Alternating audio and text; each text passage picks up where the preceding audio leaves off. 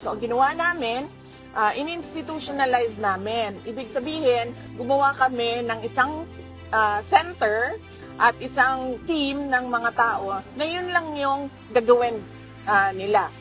Itong mga tao na ito ay araw-araw nagmo-monitor kung saan merong emergency, saan merong disaster sa buong Pilipinas. Pagkatapos itong mga tao na ito, pag nakita nila sa mga reports na merong kailangan bigyan ng tulong or merong nag-request ng relief kahit saan man, binabato nila sa satellite offices natin.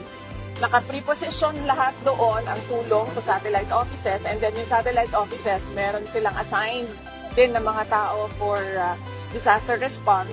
Tapos sila na yung pupunta kung saan man kailangan pumunta yung tulong at opisina. So meron silang standard operating procedures na ginawa namin para susundan nila yon.